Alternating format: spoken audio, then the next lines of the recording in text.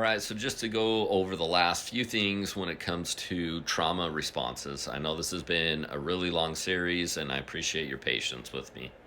So, this bleeds into some of the other ones that I've talked about before, but a trauma response that's very common is that somebody can be in a state of self protection. So, they're constantly on guard, they're constantly looking for things that could be dangerous, and if they know what things are dangerous, then they can protect themselves. And that's the other quick trauma response, is that you will be looking for, or not everybody, but a lot of times people will be looking for danger in a lot of situations. So, if they've been mugged in the street, they'll be walking down the street and they'll see somebody down the street and they'll immediately just think, what if this person's a mugger? So you're just looking for those kinds of things because your nervous system is on high alert for these type of people that have these kinds of trauma responses. So along with that one, when your nervous system is on high alert, you are more likely to be easily startled. So I don't know if that's just across the board, that if you're easily startled, then that means you must have had trauma. I'm just saying that this is a trauma response for a lot of people whose nervous system is on high alert, which is just that you get to a point where, you're just really jumpy.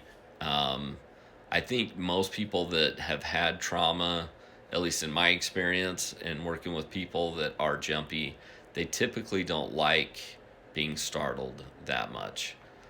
Some people can handle it better than others, but that's a very common response. So, a loss of sleep is another one if your nervous system is on high alert, and then a loss of interest in sex.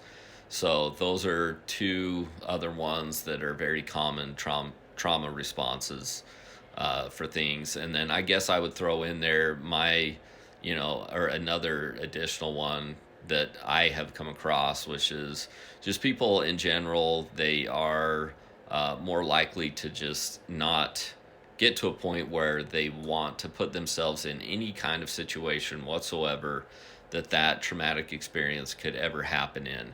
And while I totally get that, you get to a point where you start to isolate yourself with a lot of these trauma responses. They can be very debilitating.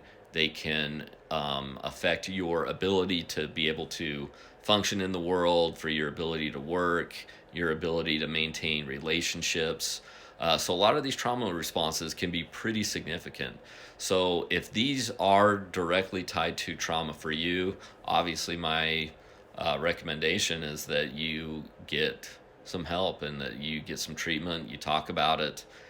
You acknowledge it, study about it, read up about it. There's a lot of information now online. Watch some of these other videos, things like that are out there, and then figure out, some ways that it can work for you, and plan ahead and make sure that you really do address these things. Don't just go, oh, this is part of a trauma response. This is what's happened to me, and this is the way it's always going to be. It doesn't have to be that way. This doesn't have to affect and ruin your life completely. So I hope that everybody listening to this video believes that. And let me know what your thoughts are about some of these other additional trauma responses that people have.